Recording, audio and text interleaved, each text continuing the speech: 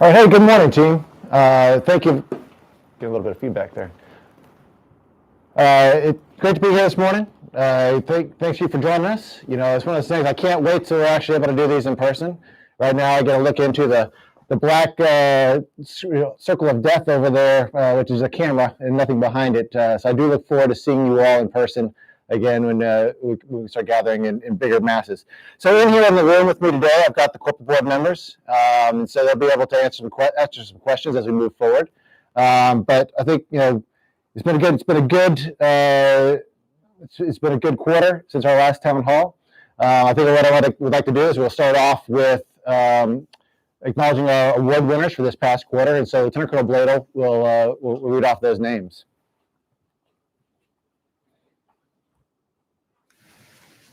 Thank you, sir. All right, good afternoon and welcome, ladies and gentlemen. So today we're going to honor our members of Alaska District for all their hard work and dedication to the mission over the past quarter. Our first two awards are for Outstanding Engineer Scientist.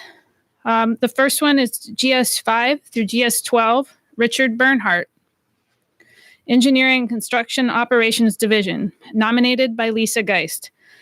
As a risk assessor, Richard Bernhardt has provided outstanding technical support for the FUDS program and Eielson Air Force Base Soil Stockpiles Project. Rick's ability to research topics, suggest revised recommendations, provide statistical and other technical advice, played a critical role in moving projects to closure. In particular, his detailed review of contractor data calculations for the soil stockpiles identified errors which could reduce the number of piles requiring expensive disposal. Rick's collaborative effort on multiple teams is commendable. Our next award is Outstanding Engineer Scientist GS13 through GS15, Sabrina Hansen, Engineering and Construction Operations Division, nominated by Brent Goring. Sabrina is nominated for exemplary performance, applying timely quality assurance inspections of passive fire barriers during the final construction stages of the Eielson 382 16-bay F-35 weather shelter at Eielson Air Force Base, in the stead of the PACAF AHJ, saving critical time and cost associated with the AHJ having to conduct inspections in person. The actions allowed facility turnover critical to the F-35 mission in Alaska. Congratulations to you both. Our next award is for Outstanding Support, GS2 through GS11 / wage grade 7 through wage grade 10. This award goes to Amanda Locken from Engineering and Construction Operations Division and nominated by Andrew Posma. Mrs. Locken provided outstanding civil engineering technical support for multiple construction offices after the unexpected passing of another valued team member. Mrs. Locken has stepped up and delivered excellent service to both internal and external PDT partners, playing a key role in delivering quality projects on time. Mrs. Locken's actions show unwavering dedication to supporting her coworkers, our customers, and contractor partners, the Alaska District mission, and a willingness to go above and beyond. In the GS12 through GS15 category, goes to John Jordan, Project and Project Management Division, nominated by Randy Bowker. John is recognized as an outstanding team member because of his leadership through the difficult completion of the Eielson Aircraft Weather Shelter No. 2. Congratulations to you both. Our next award is for Outstanding Managerial, Supervisory, or Team Leader, and it goes to Ellen Lyons. Ms. Lyons is recognized for her commitment to excellence within the Corps of Engineers as a supervisor, mentor, and dedicated public servant. Ms. Lyons leads a team of 6 hardy Fairbanks teammates, inspiring excellence with humility, humor, and camaraderie. Ellen meets weekly with her team to host a proactive discussion, provides a virtual open door, encourages developmental opportunities, and organizes fun team events. Furthermore, Ellen has training in and a passion for effective communication, the benefits of which are felt in regulatory and beyond. She led key public trainings and regulatory changes and worked tirelessly to summarize complicated program changes in layperson terms. She volunteered to establish a new government-to-government handbook for regulatory use and served on an interdisciplinary team in the development of a stream quantification tool for interior Alaska that will enhance compensatory mitigation decision-making. Amidst these accomplishments, she and her team are undergoing an office move. Our next award is for outstanding safety performance and goes to Shane Finney from the support staff, nominated by Lieutenant Colonel Bladel. Shane Finney's efforts as the district COVID-19 lead greatly contributed to the health and wellness of the employees across the district and reduced mission risk due to COVID-19 impacts. Congratulations to you both.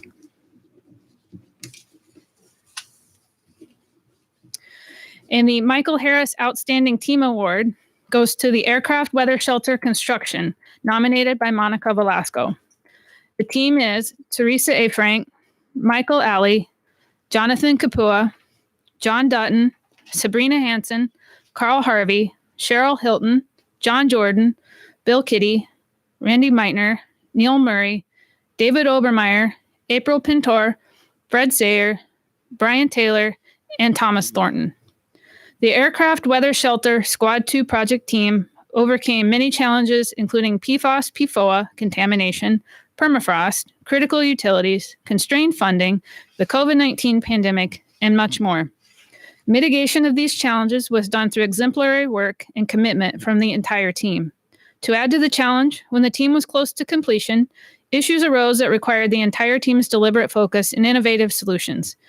The team overcame these challenges and successfully delivered this project on 21 March 2021. Congratulations, team. And congratulations to all our quarterly winners. Thank you. All right. Well, thank you, Penny. I appreciate you reading those awards, and congratulations to our team out there. So many good things happening across the district. I something I think back to our last town hall just a couple of months ago. Since then, we celebrated our 75th anniversary on the 9th of April. Although we couldn't have our physical celebration then, we do it. We got it planned for June down here in Jay Barrett, and I think on the 8th of July up at Fort Wainwright. So looking forward to that. I mean, it's great when you look around the district and you see what the History Committee did here at Jay Barrett with the timeline of the district's 40 or 75 years, all the way back to 1946. You look at all the pictures, the memorabilia, and all the work that went into it. It's sort of, I'll tell you, it's great to walk out of my office and I see folks just standing in the hall, drinking a cup of coffee and looking at everything. You see, why do we have the Chena project there? Why is there, a nuclear reactor on Fort Greeley? Why do we have the missile defense stuff? If you walk down that timeline, it's just really cool to see. And then it's also inspired some more renovations here in the building. We've hung up our district photos and matching frames and stuff. So it's really been a nice reinvigoration for the district down here. So I was definitely excited about being able to be here and celebrate the 75th anniversary. And really look forward to the big picnic and whatnot at the end of June and in July up at Fort Wainwright. So we also hosted Major General Graham, our DCG for Civil Works. He came out here along with Colonel Promotable Gibbs, our division commander, and we had a second visit from Colonel Promotable Gibbs and Command Sergeant Major Galick this last time. So General Graham came out, principally to look at the village of Elam and the Subsistence Harbor project, the study that was going on up there.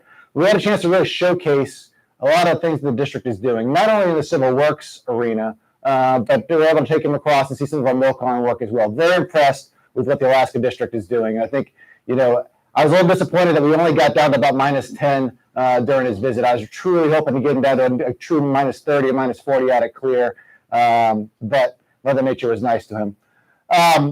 So speaking of chief's reports, we turned in our chief's report for the Elam Subsistence Harbor, and we're about to turn in the director's report for the Lowell Creek Diversion Tunnel down in Seward.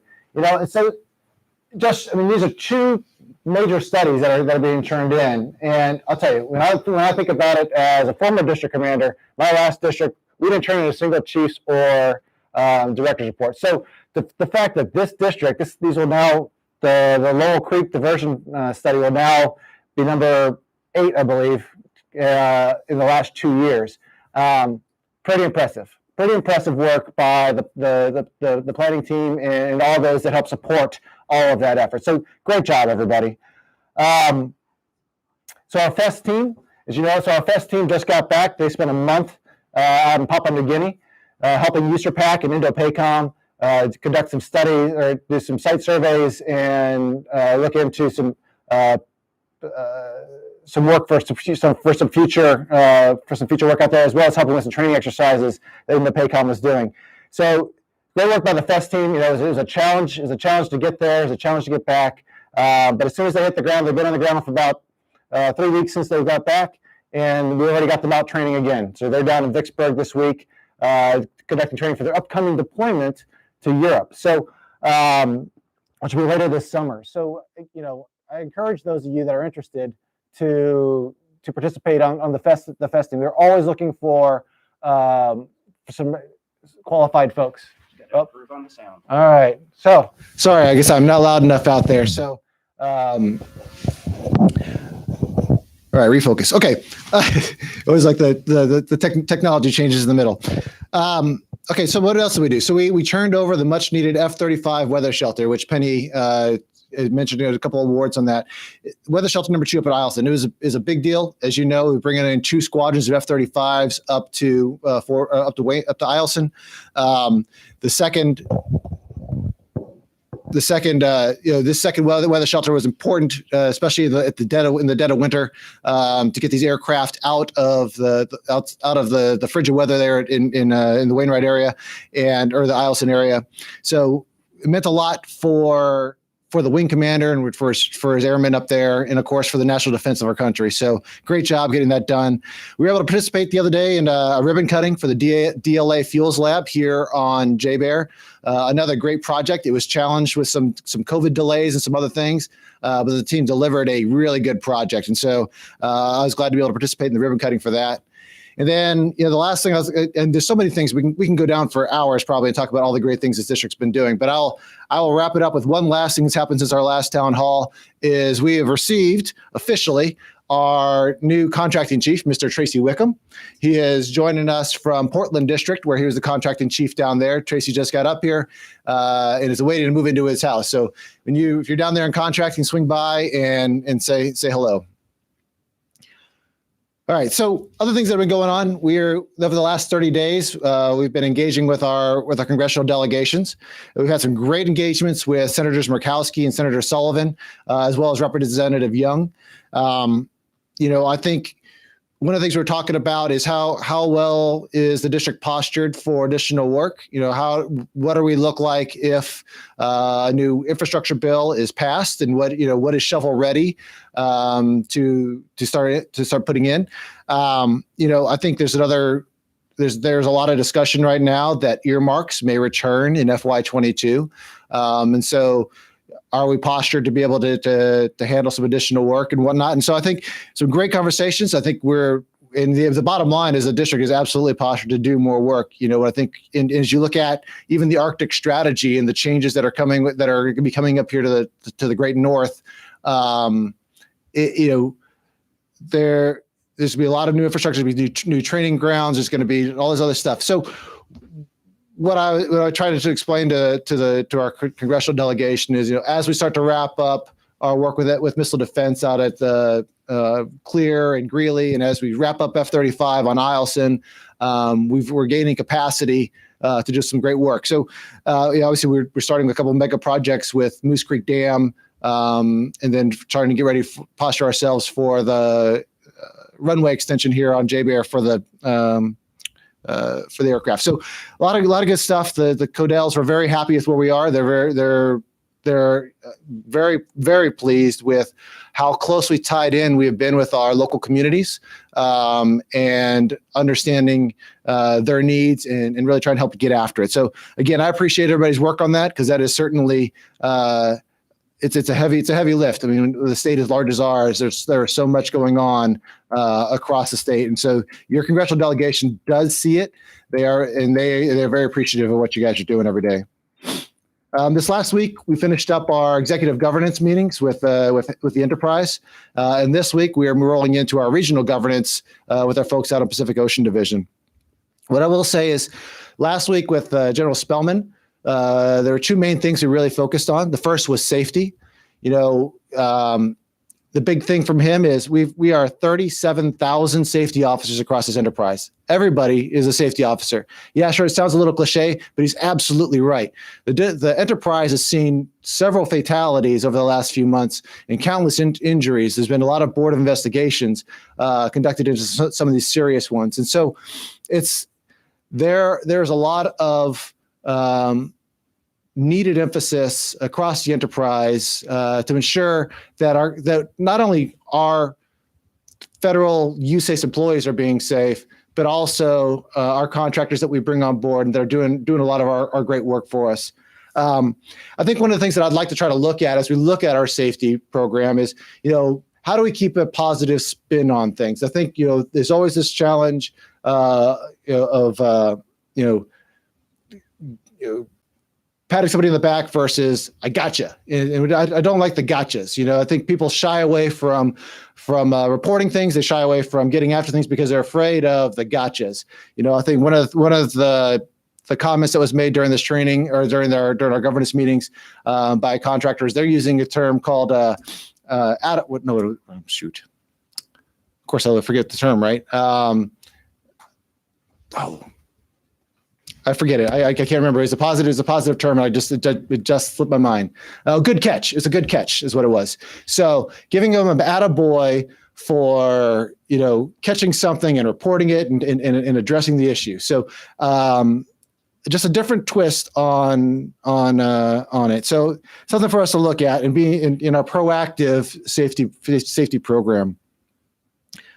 Revolutionizing was the other big thing we talked about. And I'll tell you, we've all been hearing about revolutionize since General Semonite came on board.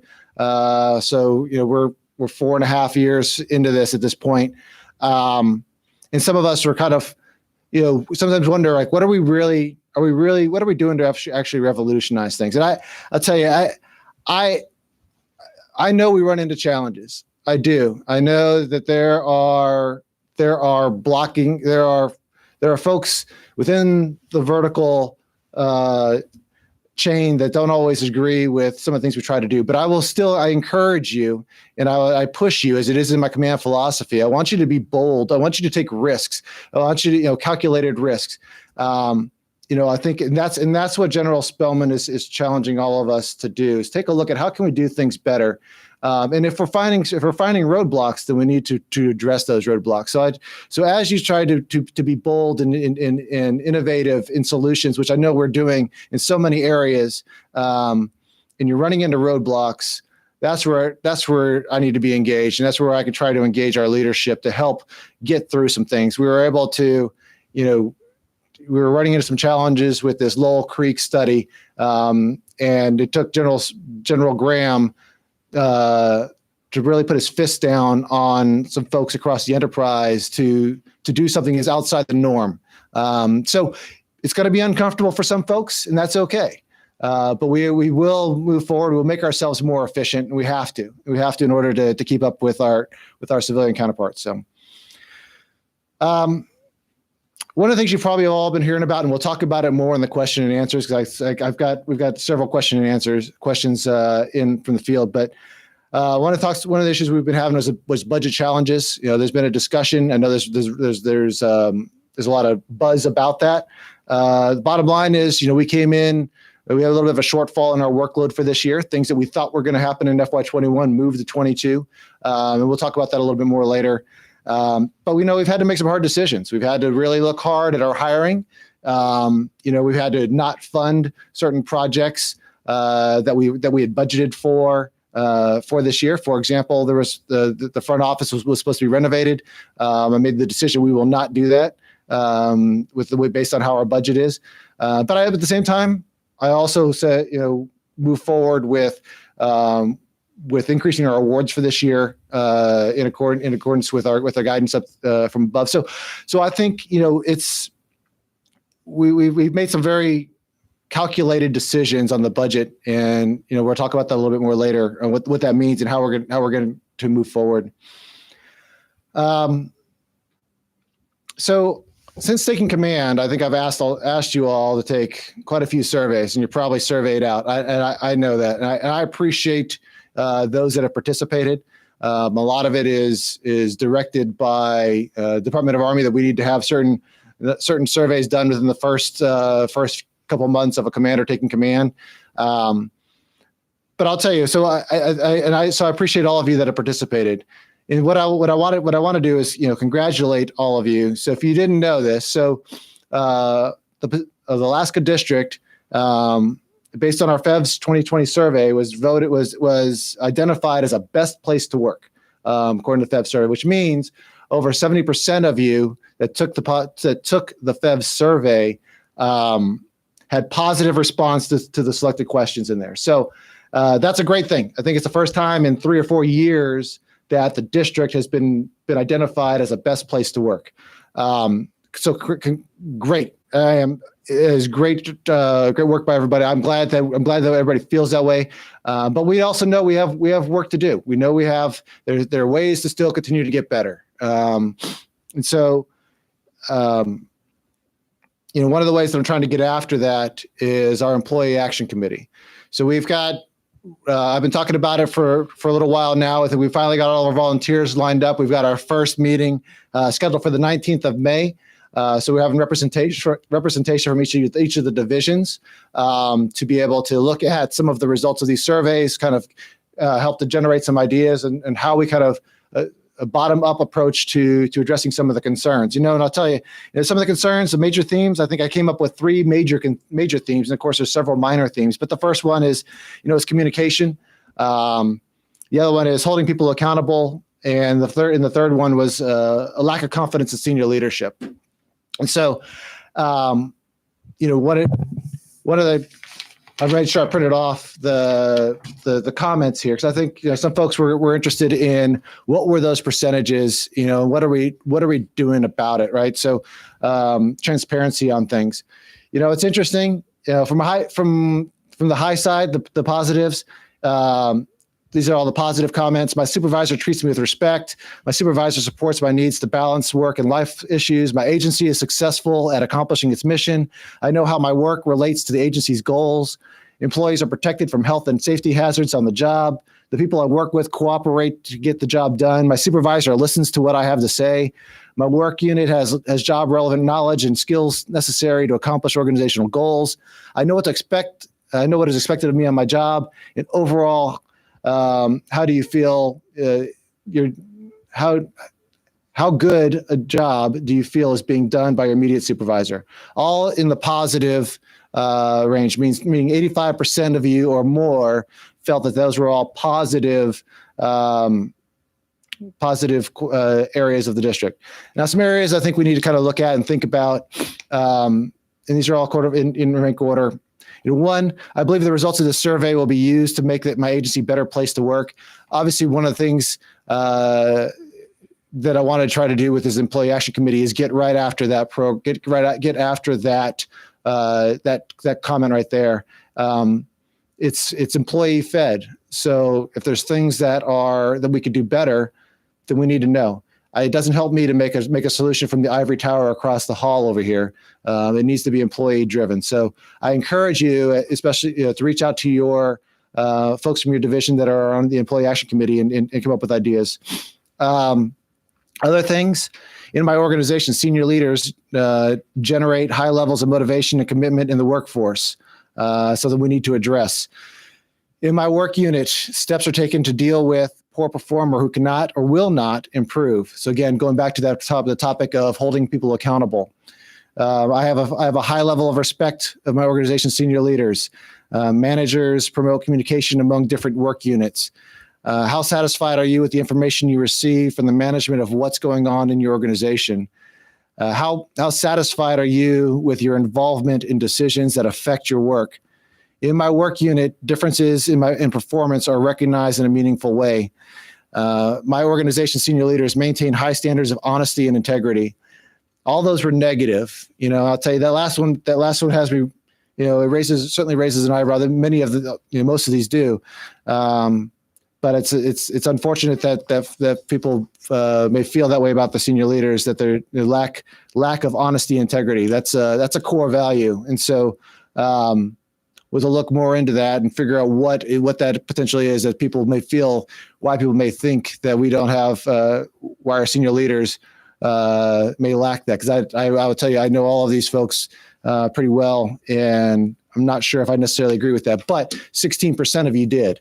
So it's just something we need to look at. So I offer that out there. These are things that I take seriously. I take all this feedback seriously. It's the reason why I haven't jumped into to coming up with a solution right away. We wanted to make sure we had the employee action committee. We make sure we had the right people for the action committee. It's chartered, and we move forward in a positive and meaningful way to actually churn out some results. Now, what does it mean? It means we probably won't have any results in time for this upcoming Feb survey. I get it. We didn't get the results of this current survey that you guys took in September till April. There's a lag, and I get it. But we are trying to make positive steps each and every day, and hopefully you all are seeing that. But those are the main areas that I've seen that came up as part of that feedback. The next topic I was going to talk about was the COVID vaccine and the workplace of the future. So, as we look at that, it's over 50% of the district has been vaccinated. It's roughly on par with Alaska. So the question is to vax or not to vax, right? It's that is the question. I think as some of you think through this or struggle through this, what I would offer is this. Those that have vaxxed, that got their vaccinations reported none to mild flu-like symptoms up to about 48 hours after the vaccine, but everybody's been back to work.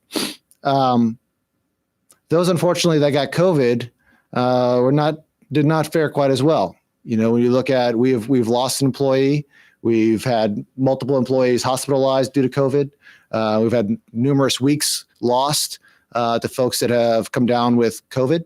And so I just ask you to think about that for a minute and weigh on that. Obviously they are opening up the vaccines to 12-year-olds and above at this point. There are regular vaccination awareness classes here on base. And for those that want additional information on the vaccines, I just ask that that you at least make the effort to be educated on the vaccine and what that means. Dr. Fauci this morning or last night was talking on the news. They're probably looking at relaxing indoor masking requirements, right? The nation as a whole is moving back towards some sense of normalcy. But a lot of it is dependent upon immunity. And so, I think, if you're able to get the vaccine, I think it's something you should seriously consider, because at the end of the day, as the enterprise moves forward, I've already authorized up to 75% back into the building. We are moving towards authorizing up to 100% back in the building here shortly. Max telework, as was originally started over a year ago, is pretty much ended. There are folks that are still on telework, but we are not max telework. We are taking on some sort of sense of new normal. And, what does that look like? At the end of the day, it's not a one size fits all solution. It just can't be. Every division, every branch is different. What works for one doesn't work for another. And so, I've decentralized my decision, or I've decentralized the workplace decisions out to the division. So what does that mean? Not all divisions will look the same. There's what works for one branch, so you need to be comfortable with, you may come into work and one division is doing something different than your division. Sorry, but that's what works for them. All right. And that's what needs to happen. So, the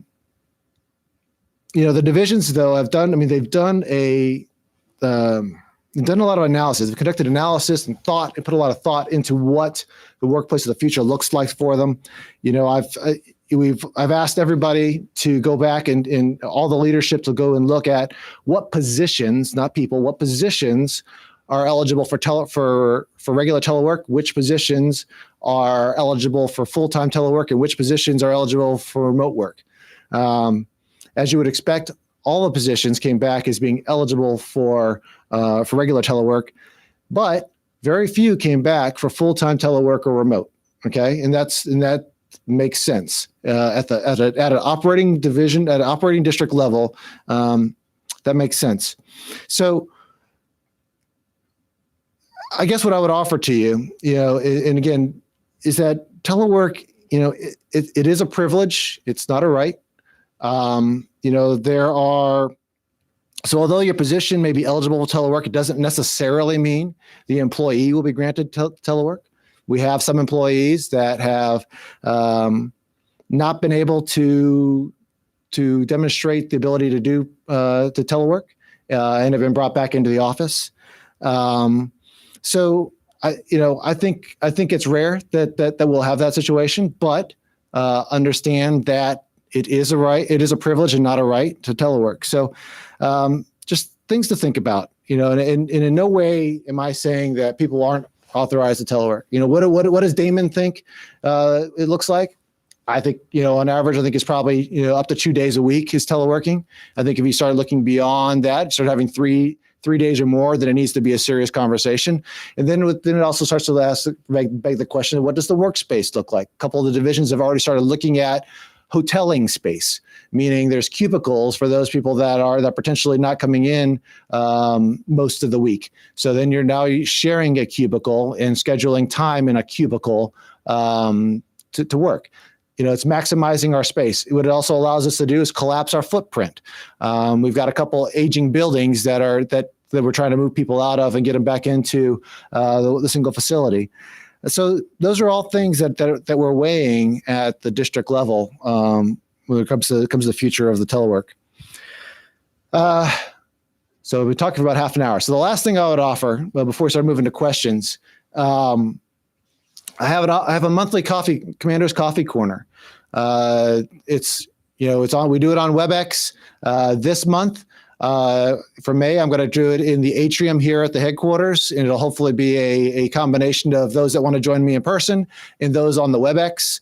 But if anybody spends any time around me, realizes I'm pretty transparent in what I talk about.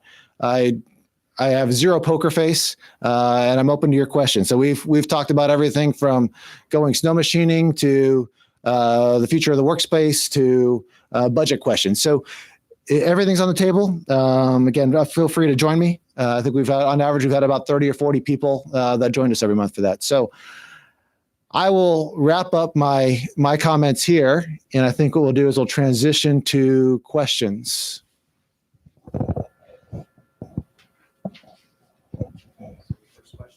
Okay. So looking at the first question, I see what is the workload and income outlook for the district in FY 22 to 23?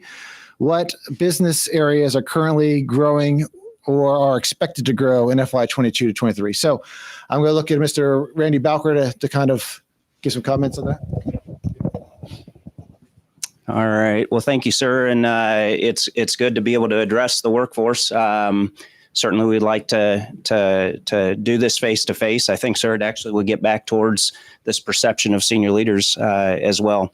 But good question. So we look at a concern on FY 22 and 23, and those who have been able to, and Tracy, you and I, it's going to be next week when he and I sit down.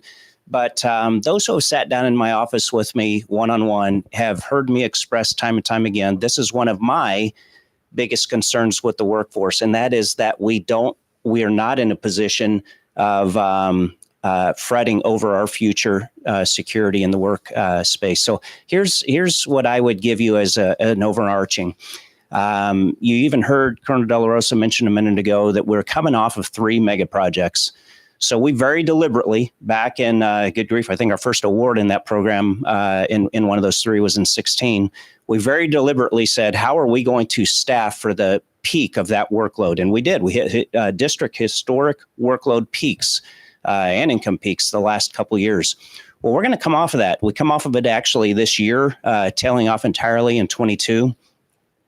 And that's probably the genesis of much of this concern. Now, I'll tell you, with that said, we have a huge benefit in that our district is healthy in all business lines. So many districts, Tracy, you came from a district of largely civil works. If something was going to happen in locks and dams or somewhere there in the Columbia, whatever the river you worked on, it would send a ripple through the district. Well, what we benefit from here is that we have a very healthy environmental program. I just sat down with staff here this morning talking about NPRA.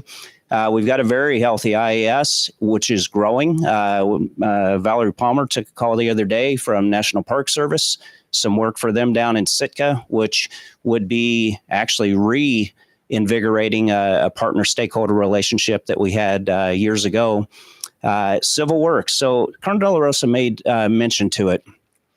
In sitting with the congressional delegates this last couple weeks, we heard loud and clear from them that, hey, where are you at with workload that we could put money to quickly? So whether this be an infrastructure bill or earmarks, and it's interesting, this idea of earmarks. There used to be earmarks. We can remember that.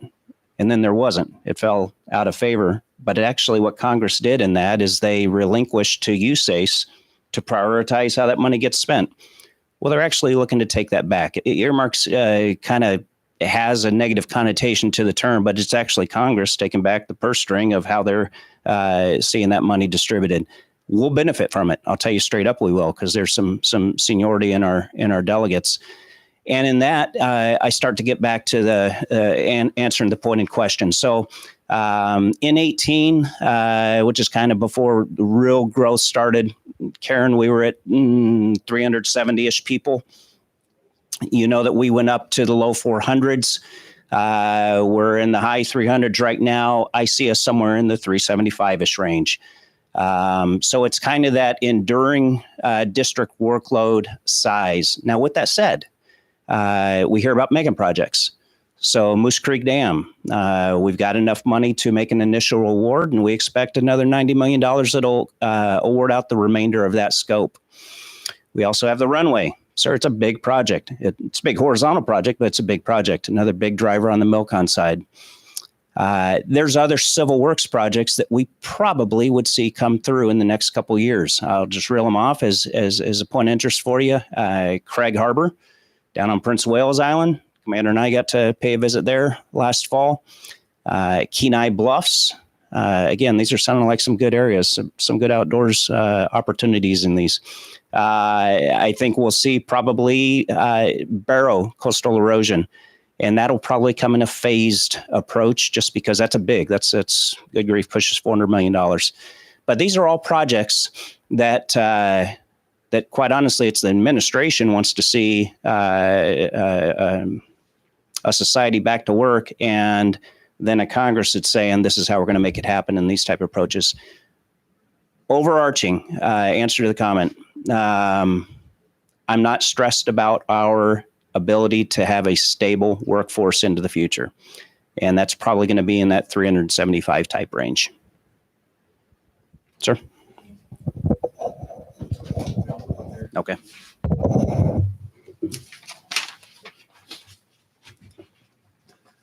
All right, I'll change locations over here since I think we got one mic that's working and several folks that are talking. So before I get to question 2, what I will offer is if you're already tracking it, we got the team over here that's also taking your questions and writing them down. So these are all questions that were submitted before the town hall, and we'll address these. But if there's additional questions you all have, please feel free to put it in the chat. They're capturing them over there, and we'll get to those. So question number 2 is, why can't home leave, and by extension all other types of leave, be an accepted form of leave for the leave donor program? I wish I had a great answer for you, but at the end of the day, the voluntary leave program, the leave transfer program is governed by the Office of Personnel Management, OPM. It's not USACE, it's not DOD. It's well above all that. So it's OPM. So unfortunately, right now you're basically limited to annual leave only as part of the leave transfer program. And of course, that's for emergency situations, for family emergencies and whatnot, personal and family medical emergencies. So I know it's probably not the answer you wanted to hear, but that is unfortunately what we are. All right. Next question, obviously, is when will the results of all the surveys be discussed? I think I sort of hit on that earlier, and I kind of ran down the laundry list of the positives and the negatives.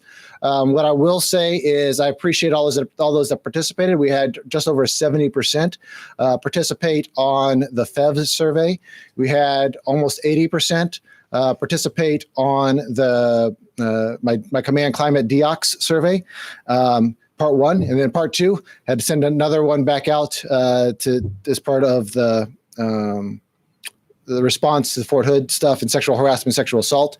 I appreciate all the support that went into both those things. So, again, I'm fully transparent in those. I think we're looking at communication, holding people accountable, and trust in senior leadership. So those will be the 3 big pieces. And again, I hit on the percentages and the rank orders earlier. So the next question 4, is what trends came out of the project inclusion listening sessions? So first of all, I want to thank all of you that participated in the project inclusion listening sessions. We stretched them out. We did some in person. We did some virtually. I really appreciate the facilitators to come into the situation and to get folks to talk openly about a tough topic. I really do appreciate all the effort that went into that and the feedback we got out of project inclusion. Much of this probably won't be much of a surprise to you. I think it's been Alaska maybe being geographically separated from the lower 48 led to some of the outcomes of this. But here are the sustains that came out of that project inclusion ceremony or sessions. Largely, employees do not feel that the district was exclusive. There was a recognition that as a nation, we are continuing our broad discussion of race and gender, which is important. But locally, employees felt good about the district and where we are in that conversation. Employees felt valued for who they were as people and did not feel targeted or singled out for being different. And employees liked the Army's move towards removing identifiers such as race and gender from personnel-related documents. Some improves. The employees wanted more transparency in hiring and promotions. Employees recognized a need to better connect with the Alaska Native communities as we support who we support and work closely with. And then the Native specific culture training potentially was recommended. So again, this would be the assessment. If someone had asked me to describe the district before we did the sessions, this is how I would have described it. So I was not surprised by these. I think as we look at a whole, the fact that our district is geographically separated, we are diverse. We aren't as diverse in race as we probably as some other districts are, but I think we are representative of the diversity of Alaska and the diversity of Anchorage. There are certain areas that we can do better with. I think one of the things that one of my goals for this upcoming year is to how do we try to pursue some great talent from the Native Alaskans. I think we have some opportunities with the alumni we have from UAF and from UAA and the other Alaska universities, where we can actually go out and reach out to some of these communities, these young engineers, scientists, and whatnot, and show them a great career opportunity here in the Corps. So hopefully that gives you the feedback you're looking for. So next one, I'll move on to question 5 is, will the district still be hiring with the SNA shortage? And so with that, I'm going to hand this over to Mark Duraki. He's hiding on my other side there. Thanks, sir, for sharing the opportunity and for the group here. Let me give you the bottom line is, are we hiring during SNA shortage? The answer is yes. But let me caveat that with some background and some information for you so you understand the why. So initially, both our SNA accounts, which we have 2 accounts, and I wish we could share money amongst them, but we can't. We have a Milcon SNA and we have an O&M SNA. And those 2 accounts, we originally projected we were going to make deposits in both of those. So increase our checkbook value. During the year, a lot of changes happen. You've heard Randy and Colonel Delarosa refer to those. We've had a lot of big changes this year, not projects that disappeared, but projects that got moved or changed. In the O&M side, we had a $70 million project slide to the right. And on the Milcon side, we had a $59 million project slide to the right. that impacts what we're going to take in this year. As a result, our mid-year reassessment of the budgets looked like it was going to be a withdrawal on both sides. So again, a withdrawal on Milcon and a withdrawal on O&M. That is a huge change from what we thought going into the year. As a result, we really had to spend some time deep diving on S&A and spending some time looking at where that money's going and how we're spending it. We were on track to basically burn through checkbook balances of about 1.6 million at the mid-year look. That is a scary proposition for all of us. I would tell you that Karen Farmer, Randy Bowker, and I chair the S&A Review Board. And as the chairman of that board, that's a scary proposition going into a year we thought we were going to make a deposit. So we have really asked everyone to tighten down their budgets. And I will tell you, if you talk to your branch chiefs, those that touch S&A, you can they will confirm for you that it has been a deep dive into what's going on in their areas. So the long story short is we still need to hire. We have to backfill some vacancies. We certainly have to fill areas that are critical. At the same time, you probably have heard the word hiring freeze at your level. And I will tell you that there is no hiring freeze at the district level, but at the supervisory level, we have put a hiring freeze in, and all of those S&A heavy charging jobs come through me specifically on a case-by-case basis. I just approved 2 of them in the last 30 days or so to go ahead and do actions and move out because we need them. So I just want to make sure if you're hearing the word hiring freeze, yes, at the supervisory level, but no, not at the district level. And what I would encourage you is there's probably some more questions that might come of that. So if anyone wants to type into the chat feature, I'd be happy, sir, to get back up and answer that as a second part if we read off those requirements. So I think that answers the question, both a little bit of just straight up answer and then also a little bit of background. So, sir, thank you for sharing that.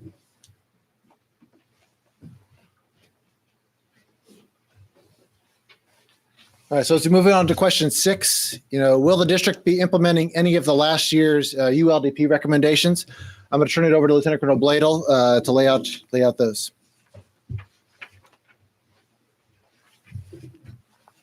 All right. Hello again.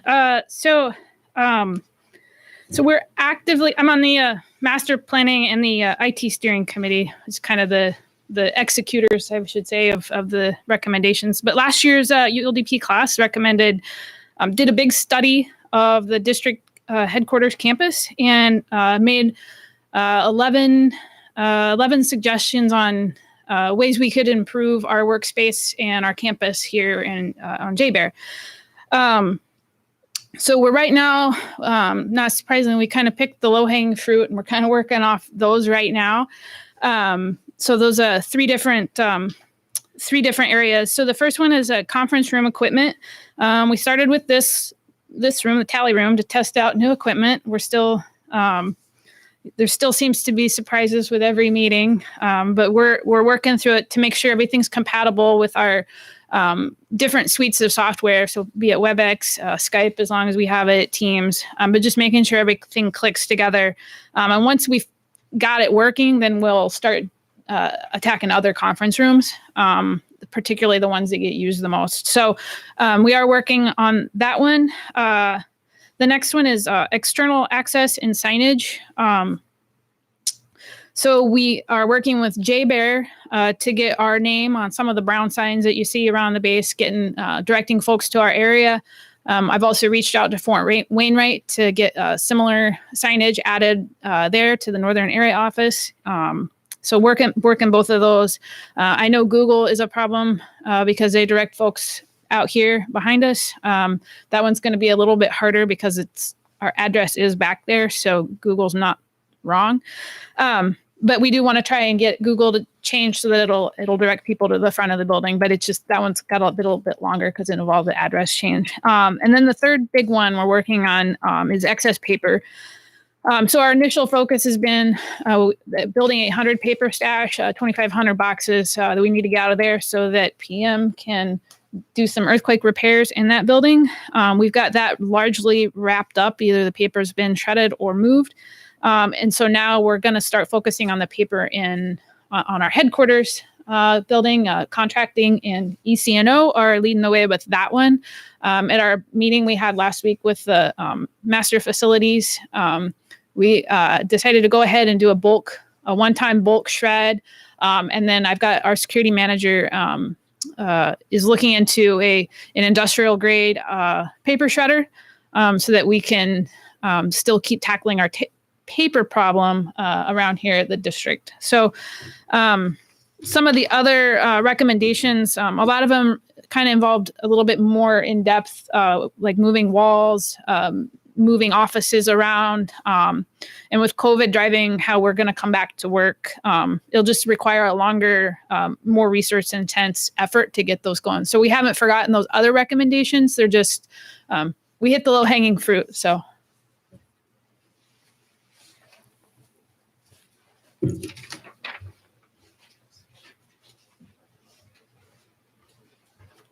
All right. Thank you, Penny. Appreciate that. So question number 7 is what GSA, DOD, or Army standard was used to allocate space per person? Are certain pay grades authorized a bigger workspace? So we love standards, right? We're the Army. We have regulations. So AR, Army Regulation 405-70, outlines the standard space allocation per individual.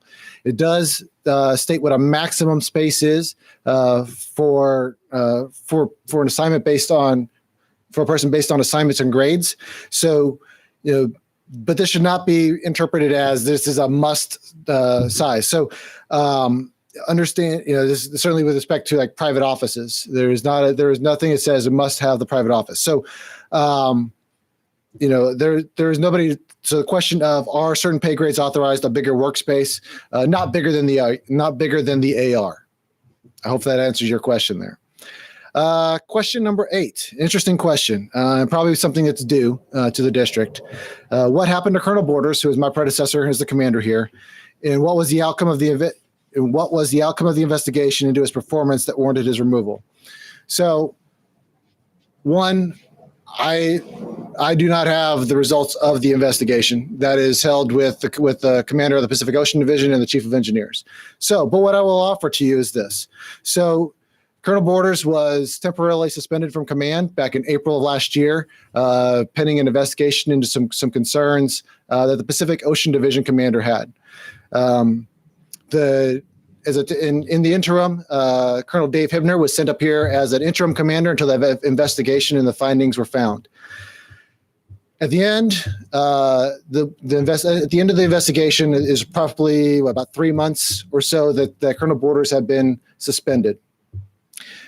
At that point, he'd also reached his 2 years of brigade command, which for the Army, for us to be qualified as a commander, it's 2 years. Most brigade commanders across the Army is 2 years. The Corps of Engineers is the exception to the rule that allows commanders to stay up to 3 years.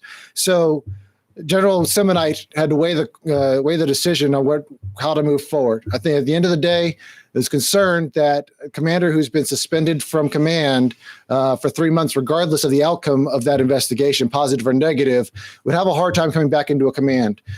And since he had already reached the end of his 2 years of command and is qualified as a brigade commander, he was reassigned to another former brigade commander position. And I was activated a year early to come here for command. So that is the results of the Colonel Borders. Again, I don't know what was found in the investigation. It's not my place to know. So that is with our commanders and whatnot. Finally, the last question number 9. What is the incentive for getting vaccinated or coming back to work in person? Mask wear has gotten stricter within the building. As of February, employees must now wear a mask in their cubicle. So, first of all, what I'll say is my guidance is that, for folks if you're in a cubicle, mask is optional.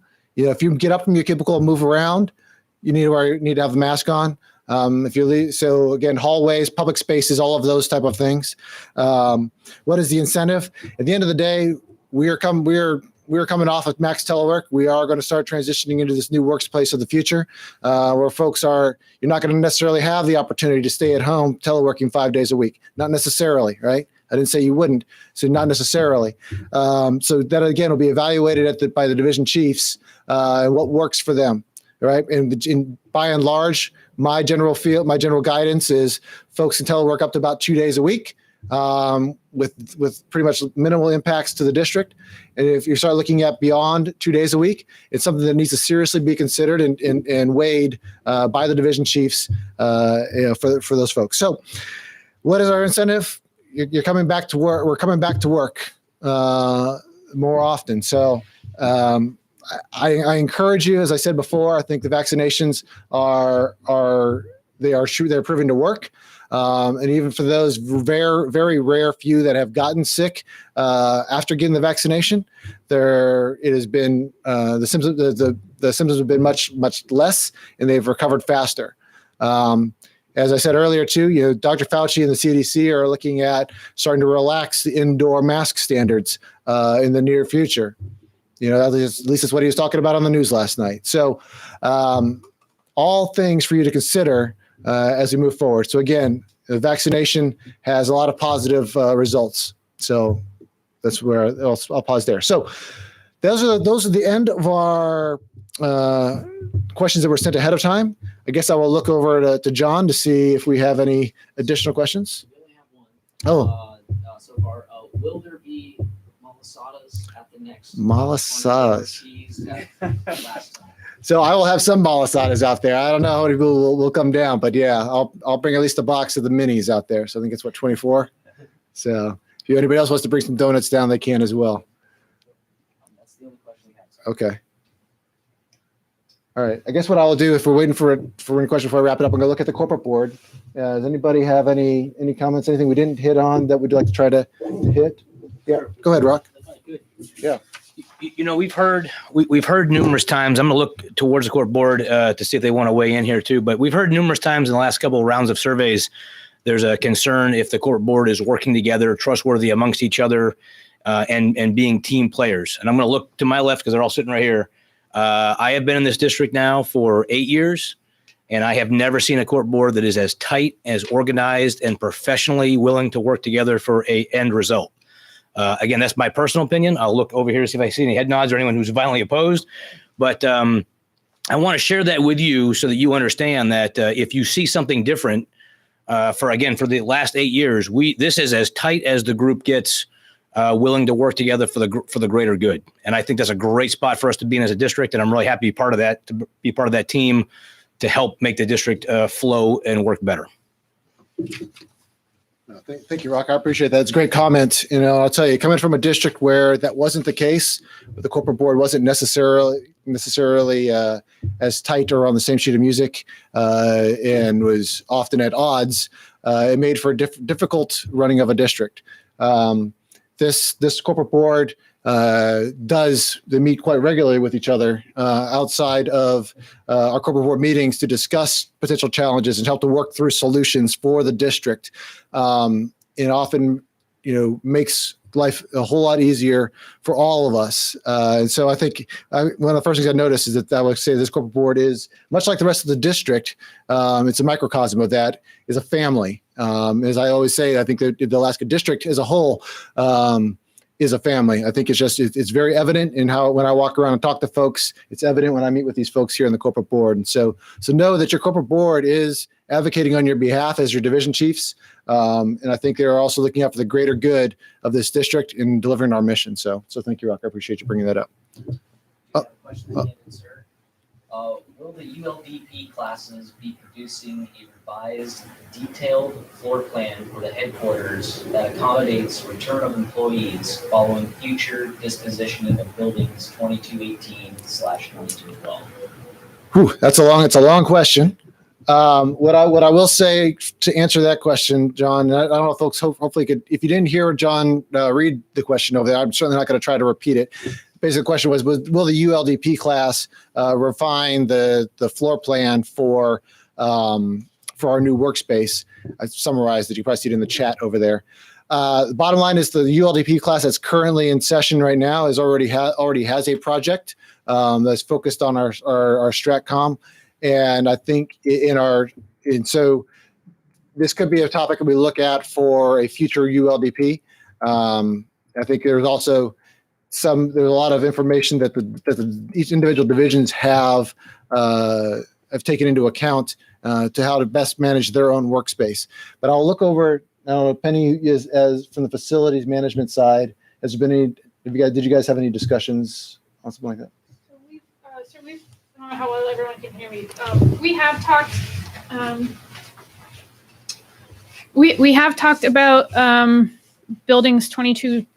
Well, specifically building 2212, the Geotech building, because it was originally slated to be painted with the rest of the district building, and it found it needed a little bit more TLC than what we had planned for with that project. And then, so we've been talking about that building in particular, because whatever we decide, being the master facilities team and then bringing it to the corporate board, I think will drive some of these other space considerations, because there are, we don't know exactly the work that needs to be done on that building. So we kind of don't know what to do with it. And then, what would happen after that, sir. So 2218, though, I think it's still got a lot of life left in it with the folks that work in there now. Yeah, just trying to be respectful of masks going back and forth here. So to answer the question, we are looking at what to do if we needed to move all those folks around. So as the Colonel mentioned, there's a district chiefs are looking at that. So the answer is yes, we're looking at that. And as Colonel Bladel just mentioned, 2212, we're much farther along in terms of what happens next. And then in terms of 2218, when the time is right, if we can accommodate them in this building, and if not, then where do we put them? So I would say that that's all being worked in the background towards a mature decision as a team.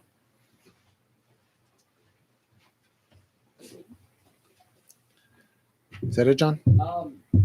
Do have one more Okay. question. I'm not sure if there's a right format for it, but Okay. just a question of whether we can do a live stream for town halls on Teams. So that's a great question. One of the comments that I've made since we got here is that we, as the Corps of Engineers, have a lot of challenges with. We have so many platforms that we're running off of right now, right? We have WebEx, we have Teams CVR, we have Teams UCE. We're obviously doing YouTube Live right now. I was on a meeting yesterday that was in Zoom. All of these things, obviously, they create some challenges. I think as we transition to Teams UCE, because CVR and Skype are going to start going away here in the near future. It's something we can look at. We looked at that. We did discuss last night potential platforms, the right platform for this. I think the best platform will be we do it in person, but we have to work through Teams and see if that makes more sense. I mean, I do like the fact that we can see faces for those that log in. I do like, rather than looking at the camera lens by the entire time. But there are some challenges with using Teams for this format as well, i.e. recording it and allowing people to view this town hall at a later time. So, okay. Oh, one more. Will there be changes to FirstStat, Annexes B and C reporting protocols as we move toward more employees present in district headquarters? So I'll look at, No, we still have a recording. yeah, absolutely. Yeah. So we still have reporting requirements. I think, are you asking if we're going to have more categories for folks that are teleworking, not teleworking? Not at this time. We don't plan on a change in that. And so we may find as we evolve as a workforce that we need to potentially go back and look at the FirstStat change. But as of right now, that is not the plan. Okay. All right. Well, thank you, everybody. I appreciate it. It's been a good hour talking. Thank you for the corporate board for joining us today. Tracy Wickham, thank you for joining us for your first corporate board. Lieutenant Colonel Bladel, this is your last town hall. Penny will be retiring on the 1st of July after 20 years of service to the Army. 21 years. Sorry, 21 years. I stole a year. So, yeah. So I will look forward to seeing you all at our June 24th picnic here down in to celebrate our 75th anniversary, and again up in 8th of July up at Fort Wainwright. So again, thank you all for joining us, and wish you a great day.